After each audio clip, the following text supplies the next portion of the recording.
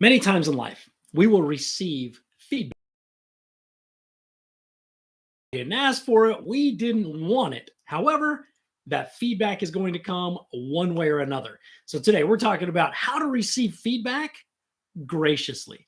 How to receive feedback graciously, right? So this whole process becomes very important in if we don't receive it graciously, man, there's just a lot of opportunities that right? We can hurt people's feelings, we can cause them to think certain things, react certain ways. So how do we receive this feedback in a gracious way?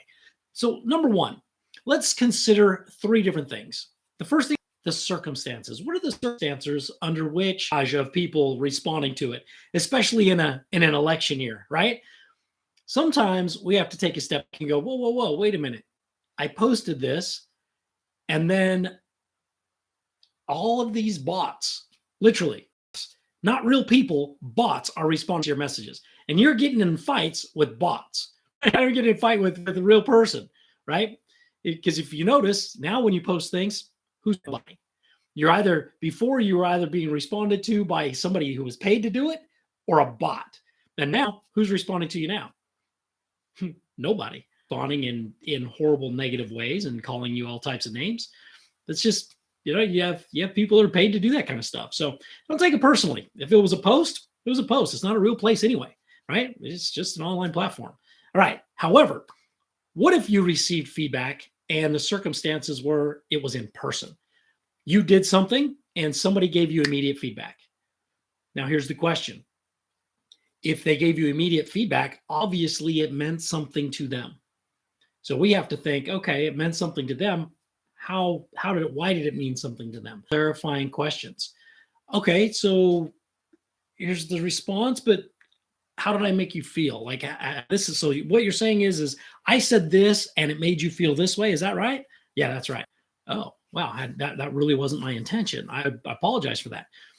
Sometimes we'll say things or we'll do things and somebody will perceive it a certain way, but that wasn't our intention, right? Or the way they said it back to us, it was their intention for us to take it that way. So asking clarifying questions becomes very important. And then you also have virtual, right? We could receive virtual feedback, meaning this presentation, I give the presentation, and I could receive some feedback after this presentation is over, which I seek people to tell me how I'm doing with these different presentations. Why? Because it's important for me to see things from your perspective, through your eyes, right? So when I receive that feedback, I can tweak and change and just transform the way I present a little more effectively, right? Now, also, we want to consider the know, like, and trust factor. Do they know you? Do they like you? Do they trust you? If they don't know you, okay, well, maybe the feedback is relevant, maybe it's not. But if you know they like you, you know they trust you, and you have a relationship with them, we're certainly more likely to embrace that feedback as something that will help us. Okay, so that's circumstances. Number two, what was the attitude in which it was given? What was the attitude in which the feedback was given? Was it in a spirit of, I'm here to help you? Or was it in a spirit of, I'm here to hurt you? Am I lifting you up? Am I building you up? Or am I pushing you down? There's a big difference. A lot of times the critics that are pushing us down, typically when you're receiving feedback from people do and working into, they don't say things to put you down. They say things to build you up, to encourage you. So the question is what attitude was it given in? Right? And for those of you who don't know me, my name is David Adams. We inspire leaders, right?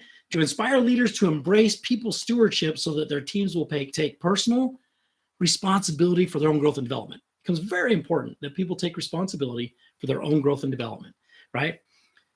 If you like the programs, you share it, subscribe. We're looking to go to 1,000 subscribers within the next, by Christmas. So could use your help with that. Like, share it, and let's move forward. All right, let's move on to number three. What is the attitude with which we receive it? And there are four components I want to talk about on this one.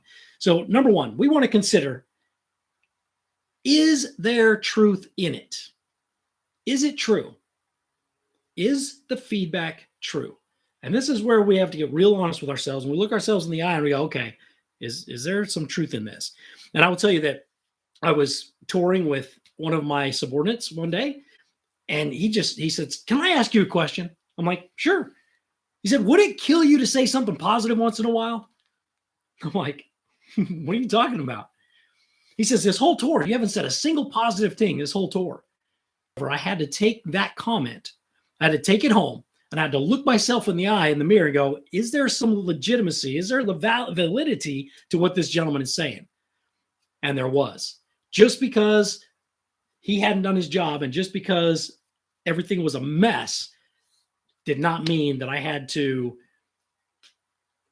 say nothing but negative things. I could have infused some positivity into the situation, right? So, is there truth in it? Yes, there was truth in it. I had to change. So, what's number two or B? Feedback. What is their experience, your performance, where they can give meaningful feedback? Because if they're not in it, if there's validity in it, and their experience lends itself to giving that feedback that we could take, then we definitely want to take that feedback, right? And then number three or C, how can I implement it? How can I implement it? For me, I had to go back, look in the mirror, come back and go, okay, I'm going to intentionally infuse positivity into all of my tours. Intentionally infuse positivity throughout, right? Have to make the decision. You have to do the thing. And then the other side of it is, how do I let it go?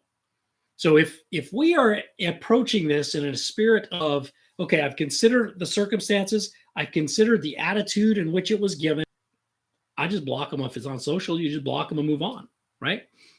We have to let it go because we recognize that they didn't have the experience. There was no relationship there.